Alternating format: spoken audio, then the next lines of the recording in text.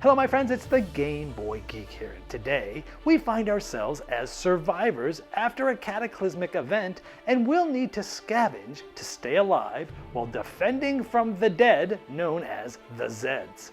Now you'll be building up your base, scavenging for resources, protecting yourself with weapons, and building defenses, and constructing facilities to make life a little more tolerable. Survive Alive is for 1 to 4 players. It takes 30 to 75 minutes to play. It's for ages 14 and up and published by Schnarf Games. Now it's being crowdfunded right now, so I'm going to show you how the game works and I'll see you on the other side.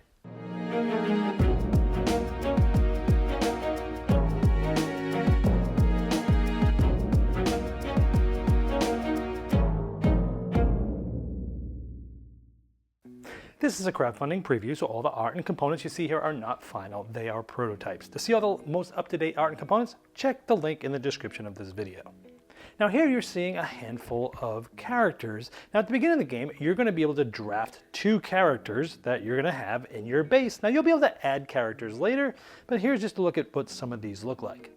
Now at the beginning of the game, you're also going to be able to draft a base, like this is the mountain base. You're going to have a shield that's going to keep things secret from other players, and there are different ones, and they're all sort of slightly different. They're asymmetrical as to what certain things cost in order to use them, because you're going to be building up your base. You're going to be building up your defenses like the wires. You're going to be building up defenses with watchtowers in the corner, looking out to different spots and defending your bases, and all other things that we're going to go over.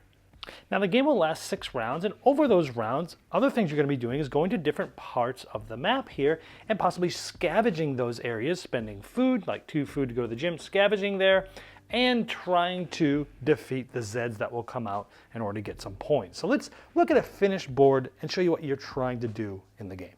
So here's a base at the end of the game, and as you can see, you're going to be shading in different facilities as you build them throughout the game. They're going to give you different benefits we'll go over later.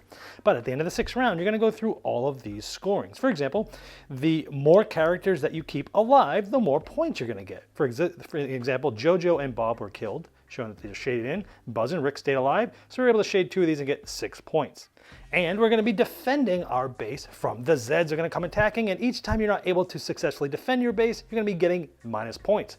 The more times that happens, the more minus points you're going to get. But you'll also be getting points 4 times that you're able to defend your base. Again, you're using barricades and watchtowers to do so.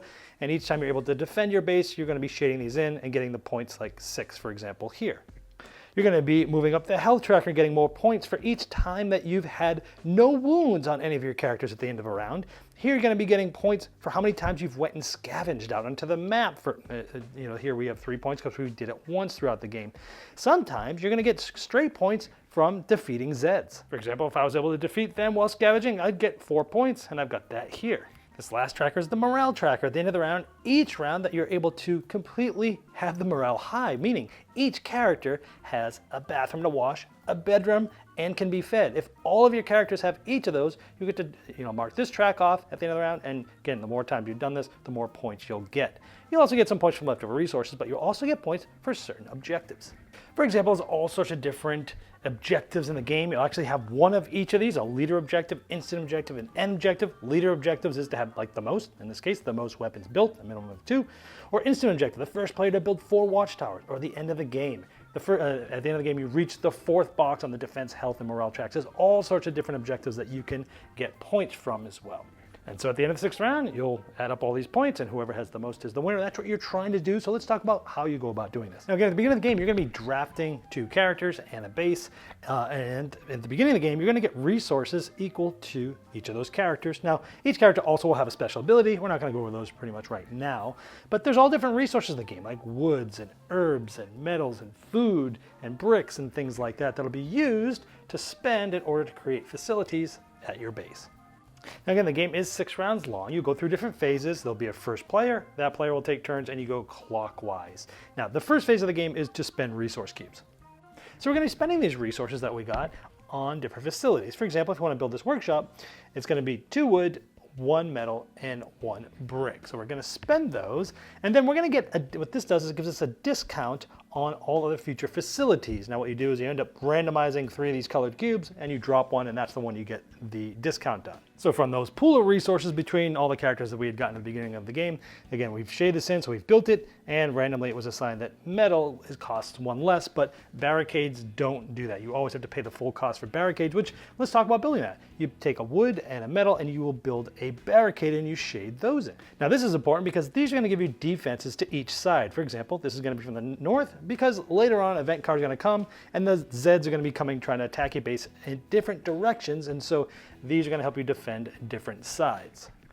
Now, spending 2 wood, a metal, and a brick, again, minus the 1 metal, we could build the watchtower. And this is going to give you defense, look, 2 to the north and 2 to the east because it's in this corner. It also gives you a benefit of looking at the future events that are going to be coming, so you can plan for them because, again, you're getting to look out. So normally you'll just be spending the resources as many as you want that you can afford, and that will be the end of your resource phase. But I'm just going to go through each of these as if we had unlimited resources right now to kind of show you what some of these other facilities do. Now this is a food garden, and what this does is at the end of each round you're getting 1 food per garden. And this is important because remember, if you can, if each character can take a shower and have a bed and have some food, you're going to be going up this track here to score points. Now over the course of the game, characters are going to be taking wounds possibly, and if they take their 3rd wound, they're going to die, but there are ways to get rid of wounds, and one of those is the herb garden. If you're able to build one of those, each of those will give you an herb resource at the end of the round,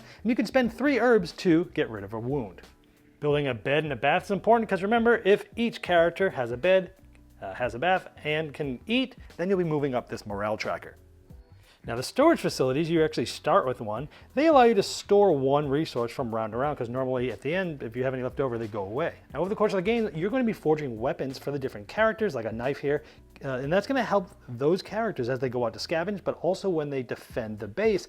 And you can actually build a forge, and this allows you to forge new weapons with 1 less resource. Now, having the radio allows you to trade for resources. Usually it's any 4 resource you can trade for 1, but this allows you to do 3 resources for 1, and you'll also be able to get some extra resources at the end of the round. Now, the command center allows you to now trade for 2 to 1, so 2 resources for any 1 resource, plus you can trade 1 to 1 resources with other players as long as everyone agrees. Plus, you're also going to be able to possibly get more characters with this as well. Now the medical room allows you to cure a wound with 1 less. Remember, it used to take 3 herbs, but you can do it with 2 herbs, and you place the wound here because you can only use this 1 per round. That helps you track that. Now after each player has discarded their resource cubes to build, then anything left over that's not in your storage warehouses are going to get discarded, and then you go to the scavenging phase where optionally each player in turn order can go scavenging. You can send up to 2 characters to scavenge, you put them near the map, and you decide to go to a place that there hasn't been anyone there yet. So you'll mark this off like the auto garage. That means no one else can go here. I have to spend 3 food. And over here it shows me if I spend 3 food, I'm going to either face 1, 2, or 3 Zeds. Now if I spend 2 food, I'm going to face anywhere between 4 and 7 of them. And if I only spend 1 food, I'm going to see 7 to 8 of them. So it shows you how much defense you might want to have depending on where you might be going. Now let's say I only sent Rick and he has a weapon. So this has 2 shields there. So again, we go to get a card that has the 3 food on there, the scavenge card, and it's going to show us, again, in this case we have 2 Zeds. If we successfully scavenge, then we're going to get 2 points there. Now we did scavenge, so we'll get to mark this off. That's going to be worth 3 points at the end of the game. The more times we do that, the more points we get. Now we did have at least 2, so it was successful, so we're going to get the 2 points, and I've drawn that in here.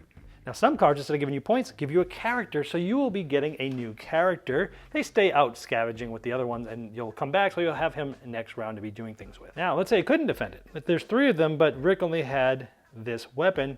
They did not defend it. Now, we still get to cross this off, shade that in, but you didn't get any points from doing that. So in this case, if they didn't have enough, they would get a wound. Each character that was scavenging, it's just Rick in this case. If the difference was between 1 and 4, they get a wound. If the deficit was 5 or more, then each character dies. So in this case, they got a wound. Now remember, 1 wound is bad. If you have 2 wounds, you can no longer use the special ability. And if you receive a 3rd wound, you die. But keep in mind that wounds can be removed by spending 3 herb or green resources, unless you have the medical tent, which you could spend 1 less. Now once everyone has optionally scavenged, we then go to the event phase. And depending on the round, you'll draw a certain amount of event cards and then resolve them in order. So in the first 2 rounds, you're only drawing 1, but you'll draw 2, 2, 3, and 4 as the game goes on. You'll do them and resolve each of them. In this case, it's the first round. Now let's look at this event. It's coming from the north. It's going to be 5 Zeds plus the round number, so 6 total. So it's coming from the north, and we have 1, 2 shields from these barricades, 1, 2 from this tower coming from the north. And Buzz stayed. He didn't go scavenge, so he's defending the base, and he also has 2. So in this case, because we equaled the amount of Zeds, we were able to defend the base. So we will mark this off. This gives us 1 point at the end of the game, but the further you go, the more times you do that, the more points you'll get. However, let's say we didn't have this barricade, so we didn't have enough, then the characters that are there will get wounds in the same way that I showed you before. Now, if you had nobody at the base, no characters, and your base wasn't good enough to defend itself with barricades and watchtowers, that's when you get a breach. And that's when this is going to be getting you minus points towards the end of the game. And you'd also have to remove facilities from the direction of the attack. So let's say we were just off by 1, we would have to completely destroy a defensive from that side. If we were off 2, we'd have to do 2, and so on and so forth. So it's really bad because you can't rebuild these. Next, everyone's going to get a certain amount of resource cubes, and you're going to be pulling them randomly from this bag, and there is a different distribution of resources. Meaning there's only 8 black wild cubes, but there's 50 wood, and all the way up. It goes from low to high. Then you'll also additionally get a certain amount of resource cubes depending on how many characters you have, 1 or 2 in this example. And keep in mind that some event cards can also give you an additional character that you'll draw from the top of the deck, again, if you have that command center. And when you gain a character, you get to gain any 4 of the available resources that's on their card. Now, you don't have to accept this character, you can put it to the bottom of the pile. But if you do, you add them to your base. Then you go through a round end process where you'll be getting, food and herbs, and possibly your morale's gonna be going up if every character can be fed and has a bedroom and a bathroom and things like that.